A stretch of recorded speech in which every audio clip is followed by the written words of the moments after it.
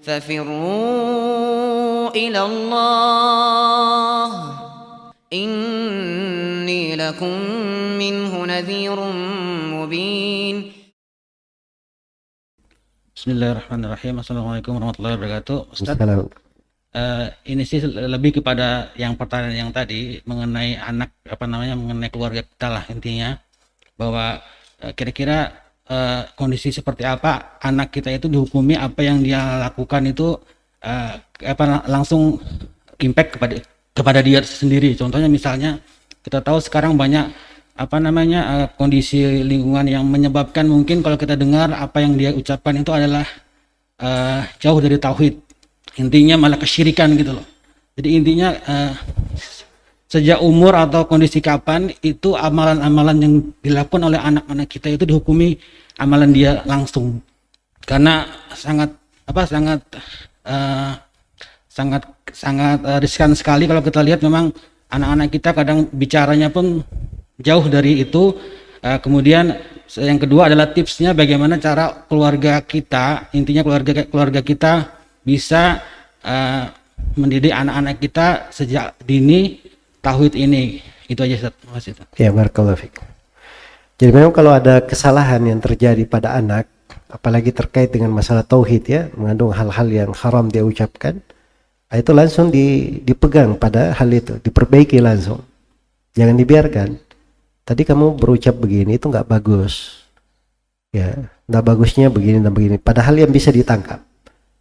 Kemudian paling penting lagi kita ajari hal yang harusnya dia lakukan. Yang baik itu apa? Jelas ya?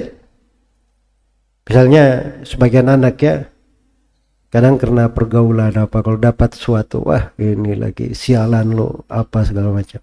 Coba diajari dia berdoa. Kalau ada hal-hal yang kadang kurang ini, bilang qadarullah wa ma syafa'al. Nah, kayak gitu kan, diajari hal yang bagus. Ya, kalau dapat nikmat, misalnya diajari untuk berucap alhamdulillah. Ya, kalau dia tajub dia berucap subhanallah. Itu perlu dimasukkan, perlu diulangi. Dan itu fungsi orang tua di situ. Fungsi orang tua. Jadi nggak mesti kita ambil banyak-banyak. Ambil satu hal yang kita bisa mendidik anak kita dengan hal tersebut. Jelas ya?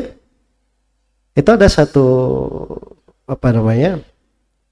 ada pembahasan ya terkait dengan etika dan adab yang perlu ditanamkan kepada anak-anak dari kecil. Ketika dia masuk rumah, diajari mengucapkan salam. Ya. Ketika ketemu orang, kalau dia anak kecil ketemu dengan orang yang lebih tua, bagaimana etikanya? Ditalkin, diperdengarkan kepadanya. Dia masuk WC, dia baca apa? Keluar dari WC, ya, apa yang harus dia lakukan. Kemudian begitu dia makan, dia mulai dengan tangan apa, makan dengan tangan apa, diajarin bacaannya, doanya setelah makan.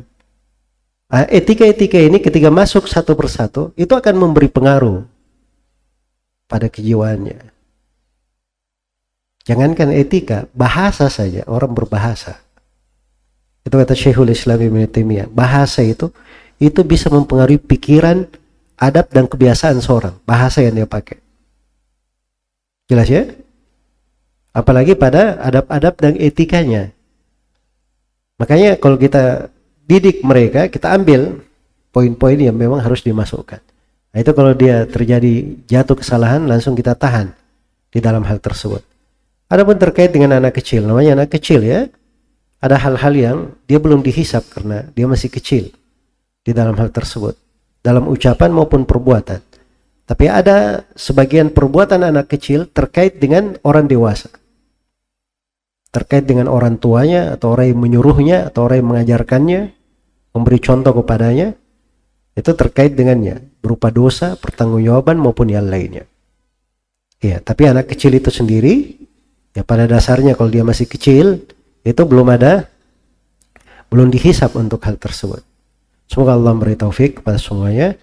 Ya wallahu ta'ala alam. Baik, ini mungkin akhir dari jawaban dari pertanyaan yang ditanyakan. Mudah-mudahan bermanfaat untuk kita semua.